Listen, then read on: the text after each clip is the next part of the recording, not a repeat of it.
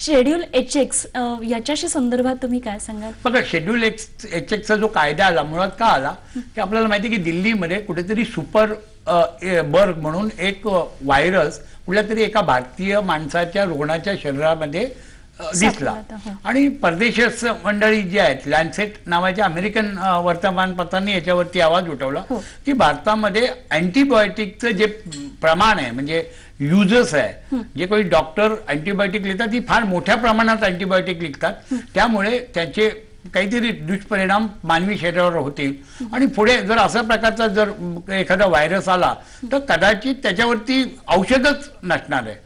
त्यामुळे भारतात वापरल्या जाणारा अँटीबायोटिक काहीतरी बंधन असावं म्हणून हा कायदा आलाय. हा कायदा फार छोटा आहे. 90 औषधं जे अँटीबायोटिक आहे त्यापैकी सरकार असं म्हणते की 16 औषधं हे थर्शरी हॉस्पिटलमधनं दिले जातील आणि उरलेले आमच्या माध्यमातून म्हणजे रिटेलरच्या माध्यमातून विकले जातील. पण त्याच्यावर त्यांनी बंधन टाकलंय की कुठलंही औषध रजिस्टर्ड मेडिकल प्रॅक्टिशनर शिवाय देऊ नये.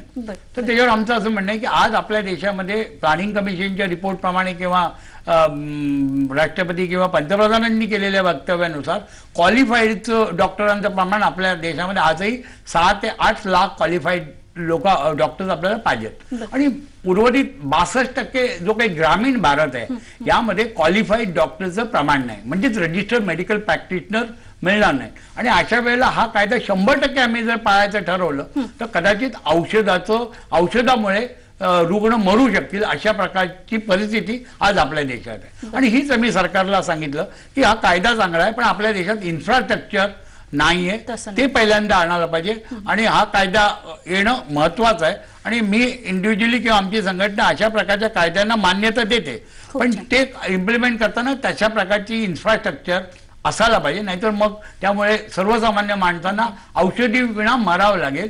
आणि ही गोष्ट आम्ही सरकारला गुलाम नबींना सांगितली.